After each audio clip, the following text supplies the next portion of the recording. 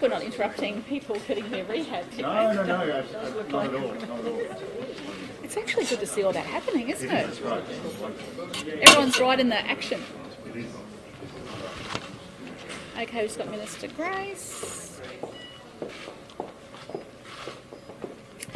Okay, everyone's fine? All right, well, good morning, Queensland, and in further good news, we only have 5 new cases of COVID in hotel quarantine, but what we are seeing is those increased numbers coming through. So in Queensland now we have 30 active cases, and we've had 3,822 tests in the last 24 hours. Well, as I said yesterday, today we are seeing the commencement of AstraZeneca, and that will commence at midday today in Logan Hospital and 11 a.m. today in Bundaberg. So that means now we will have the Pfizer and the AstraZeneca being rolled out in Queensland, which is terrific news. Well, today I'm very pleased that it's also International Women's Day. So to all the women out there across Queensland, can I say very clearly, happy International Women's Day. We've come a long way, but we've still got a long way to go. But today is a great day for us to all celebrate the achievements that women and girls have made across our state. And I hope that we have made it a better place for young girls and young women, and that when they set their mind to it, they can be strong and confident women and achieve whatever they want to in life. So that's my hope. Well, today we are here because STARS is open. It's great to see the patients coming through to our wonderful surgical treatment and rehab services, and we're standing in the midst of people actually getting their rehab here in this wonderful gym with, I think, the best views in Brisbane. This is, of course, something that's very close to our heart. This is part of the Herston quarter. Just over 2 years ago we turned the sod here, but now to see that surgeries are happening. Over the past 2 weeks we've seen surgeries. It's over a 180 bed facility. I think we came here just before or during early in October, and we inspected what this hospital is going to be like, but what we are now seeing very clearly is that we've got the teams in, all the clinical staff, and of course the patients coming and going. So it's a very good day to see this addition to our health network and support system across Queensland. So I'll hand over to the Minister and Yvette Duff, and then we'll hear from Grace, and then we're happy to take some questions. Thank you, Premier. And it is exciting news to know AstraZeneca is here in Queensland and will be rolling out today with the first lot of Queenslanders getting their vaccinations at Logan and Bundaberg. We'll have more sites coming online once we have the certainty of when the vaccine will be arriving and the volumes. We know the Commonwealth are working with our GPs and also working with pharmacies when we get to that next big rollout in 1B and to the broader population. I know the Premier and I, as with all ministers and members of the government, continue to be asked, when can I get my jab? So your time will come and we will keep you informed as to where and when you'll be able to get those vaccinations.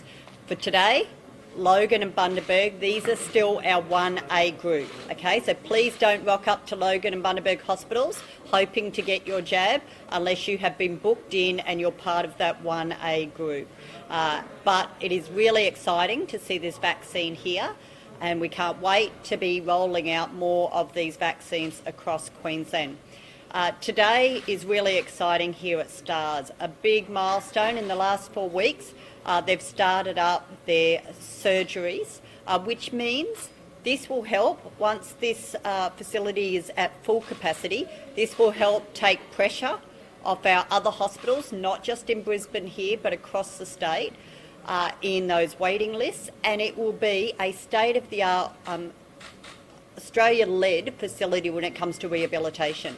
Over 100 beds will be dedicated for rehabilitation and geriatric services.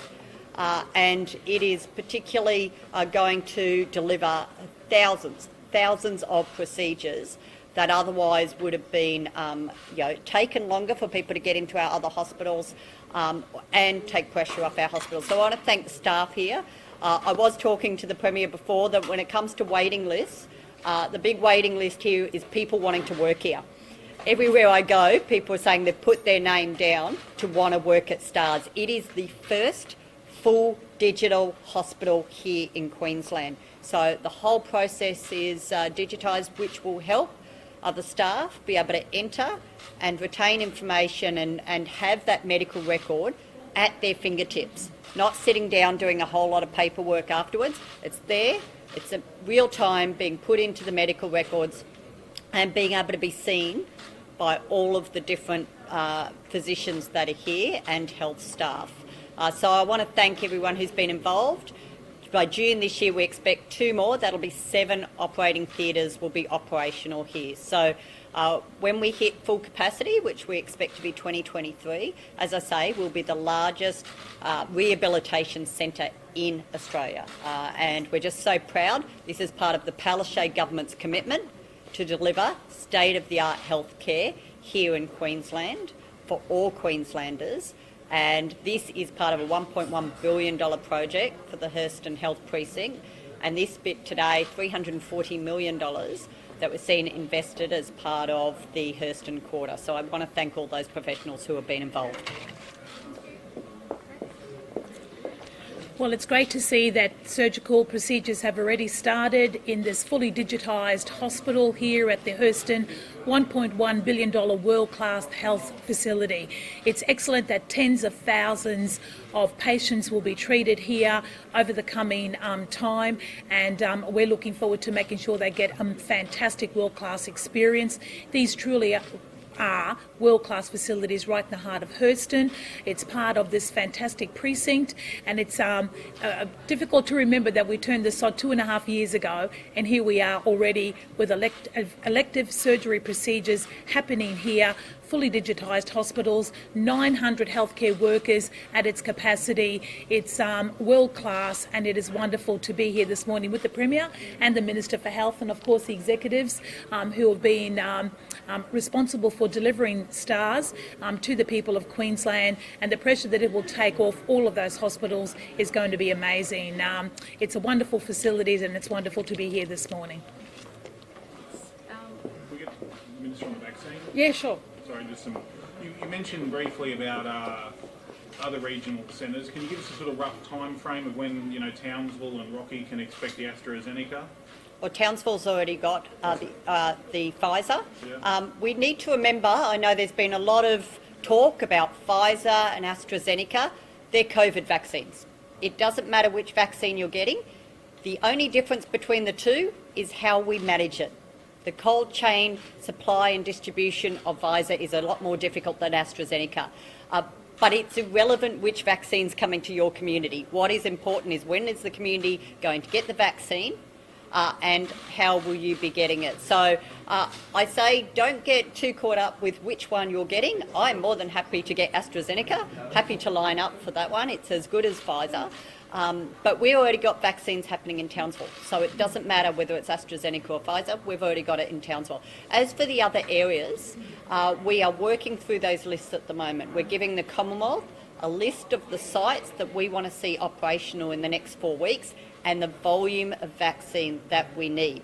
Now, we're not going to be releasing those publicly at this stage until we have certainty that the vaccine will arrive when we need it. The one thing we cannot do is stop and start these hubs. We can't have people coming in and then being sent away again because it didn't arrive. We can't have staff being trained up and then not being utilised. These staff are all coming across our health services. We're pulling them in away from other jobs to do this. We need to make sure the vaccine's going to be there, and we need to make sure we've got confidence of it going forward. Because not only do we have to plan for the first injection, we have to have sufficient supply stored up. Because I've heard the discussions around, well, if you get 10,000 in a week, why aren't we giving 10,000 vaccinations? Because we have to have enough that when they come back, whether it's 21 days for Pfizer or 12 weeks for AstraZeneca, that there's enough supply there for their second vaccination. Has the AstraZeneca vaccine been sent up to the Torres Strait yet? Not as yet. We're working with the teams and with the Commonwealth as to how much we're going to use and where we're going to go first. As the Premier said the other day, we are particularly concerned about the Torres Strait. The cases we have today are from PNG. So we are getting large numbers from the PNG right now, and we just want to make sure that we are protecting our far north where we believe there's particular risk. So I'll be... Look, I'll be getting a briefing from my department in the next couple of days based on the consultation they're having with the Commonwealth as to when we can start that. And as soon as I have certainty, as soon as we know when it's arriving and that the teams are ready to go, we will be letting everyone know. Are those cases from the mine? I don't believe so, because we know they're not coming off those chartered flights. Those chartered flights have been suspended at the moment, but we're still getting people travelling from PNG who are testing positive. What's the vaccination target this week? So we would be looking to meet at least another 3,000, which is what we did last week.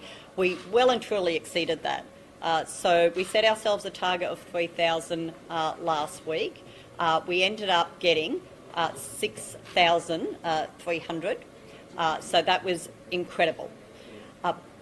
But I said to every hub that I visited last week, it is more important they deliver this safely and effectively and give the public confidence as opposed to pushing themselves beyond capacity to meet targets. Are we still on Targets are target good, to reach- but let's get this right. Are we still on target to reach that 37,000 people by the last week of March / first week of April? Look, let's see how we go with these rollouts. We start slow, we start methodically making sure all the staff know what they're doing, that everything they've been trained in with the simulations, that it's working in practice, and then we start ramping up. And we have seen, we've gone from 2,000 the first week to 8,300 over the first fortnight. So we know our numbers are going to just keep going up. I'm confident we will end up with very large numbers within the end of the month, but I'm not going to put the pressure on the health workers to meet a specific target when it's about doing it safely and effectively. How many have you vaccinated and how many doses? We have vaccinated 8,300. In relation to how many have been delivered, remember, we have to hold some back as storage. The Commonwealth are holding back vaccines from the states and territories to ensure that there is sufficient supply going forward, and so are we. So I'm not going to get into the war of how many have we received and how many we're vaccinating to in any way show that Queensland's not doing anything more than we promised. We promised we'd be implementing and delivering 2,000 in the first week.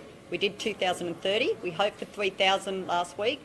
We got over 6,000. So we are delivering. We're doing what we said we do. We're doing it safely, and that's what I'm... How much are we storing then?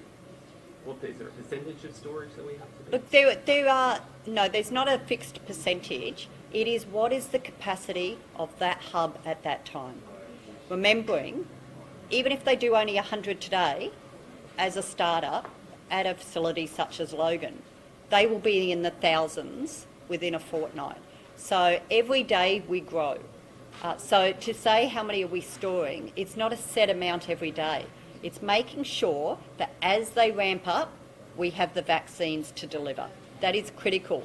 And in 1 week's time, Zoe from the Gold Coast will be going back for her second vaccination. We need to make sure that Zoe has the vaccine there for her. How many have we got?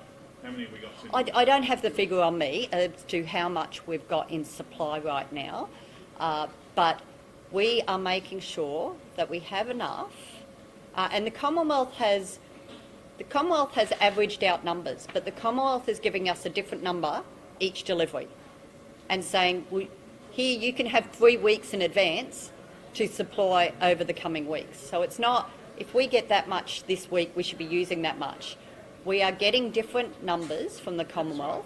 We are adapting very quickly to the numbers that we're getting, but the Commonwealth are adjusting these numbers on a regular basis how much we'll get. And in some cases, as in the figures I was given late last week, we're getting triple what we expected, and they have to last us for a few weeks because they can't necessarily guarantee we're going to get each week. Austria has suspended its AstraZeneca after a batch caused a death and an illness. Are you concerned or looking into what's happening over there? But the TGA will monitor the efficacy of these vaccines very closely. We know that there are going to still be elderly people pass away. We have elderly people pass away in aged care every single week, and so we need to be mindful there's going to be these sort of statistics. We need to be mindful that people will have reactions, as we saw last week with the woman on the Gold Coast who had an allergic reaction. These things will happen. Whether that shows that there is a risk to this vaccine, all of the relevant authorities, particularly TGA here in Australia, will assess whether there is any evidence to create any risk. And at this stage, there is no evidence that there is any risk beyond those exemptions that TGA have said shouldn't get the vaccine right now. It is safe, and we want you to come forward and get this vaccination. Premier, on Friday you said you'd be having a conversation with the Prime Minister offline about the Toowoomba proposal. Have you had that conversation yet? Well, no, we haven't had it on the weekend, no. The regions are now, predictably, everyone wants $200 vouchers. How serious are you at looking outside of Cairns? Well, look, first of all, let's get Cairns underway, and the $200 Cairns holiday vouchers opens today. So if you're interested in a holiday in Cairns, please register. You've got 3 days to do that. And then, of course, we'll be looking at how that goes and the possibility of where we can roll that out to next. So I think it's a great program. So let's see if there's an appetite out there for people to take up those amazing offers in Cairns. Will you be speaking to the PM today? I don't know about today. I've got a lot of things on today, but I'll definitely be trying to communicate with him this week. Can you advise on the status of those 2 private email accounts? Did you delete them, or are they still accessible? Of course, they're accessible, and this is 5 or 6 years ago. But is there a logic now that we should look at them, given we know there was some element of ministerial records, given the ones that are in Bailey's? No, that's your view, Patrick. Not anyone else's You said view. they were ministerial records. No. I've said enough on this matter. This is 5 or 6 years old. I'm not saying anything more. Premier, just on that North Stradbroke Island, should the state government take a more proactive approach in trying to rectify? Yeah, look, I've asked. I'm going to talk to Minister Scanlon today at Cabinet. We've got our Cabinet meeting coming up next, and of course, camping should be available on Stradbroke Island. So it has been. So I'll see what the truth is in that story. Premier, is there an update from the show cause notice that was issued to Health Australia after the open notice? Look, I might get Yvette to comment on that, but can I just go back to the issue that everyone was raising earlier about the vaccine rollout? We had a National Cabinet meeting on Friday, and everyone was comfortable with the way in which the states and territories were rolling out the vaccine. There are no concerns. But we cannot roll out a vaccine unless we have supply. It's up to the Commonwealth to guarantee that supply. So in about a month's time is when that vaccine will start being rolled out to the general population. General population, of course, starting with the over 80s and over 70s. So we want to make sure that this goes smoothly. Queensland is a very, very big state. We have some priorities, of course, when it comes to hotel quarantine. We've got other priorities when it comes to healthcare workers. And now, of course, with the large numbers of positives that we're seeing in hotel quarantine from Papua New Guinea, making sure some of the islands in the Torres Strait are vaccinated as quickly as possible. So all of this is being done in consultation with the Commonwealth. So please don't disrespect the process. We want to get it right. We want it to be rolled out smoothly. And of course, we are making sure that the people have the adequate training to do this. It is very important if we want to see more strength in our economy nationally. We need to make sure that people are taking up the vaccine. Premier, does it concern you that 10% of staff at a government agency are all related? Is that something that concerns you? You're referring to the comments today in Curator, Jack? Yes. So, look, any allegations like that is a serious issue and can be forwarded to as an ethical conduct issue. So I'm quite sure that the Director General of the Department of Agriculture will be looking into this serious matter. But I will say this as well, Curator is an independent statutory body, but if there's any allegations like that, they need to be looked at. Okay? I understand that AstraZeneca will be the vaccine the majority of the women. Yes. Yes, most of the Australian population will get the AstraZeneca. And can I just ask about International Women's Day? You touched on it before, but Yes. theme this year is choose to challenge. There's a lot of themes. There's a lot of themes. Considering what we're seeing playing out around the country at the moment, especially with Parliament House and rape and sexual assault allegations. Yeah, look, I addressed that yesterday, and what I said yesterday, and I'll say it again today, I think these are incredibly serious matters, and the other issue is that I think it's taking a huge emotional toll on a lot of women, especially women who may have been subject to past assaults, and I just urge the women out there, if you are feeling that way, there are a lot of support services, and I would encourage women to seek support and help from those support services. So I know there's a lot of conversations out there happening around kitchen tables, around work tables as well. Very serious issues, and we need to make sure that people are supported and that they also, get the additional support through different services that are out there. Okay, thanks everyone. We've got a cabinet meeting to get to. Thank you. Thank you.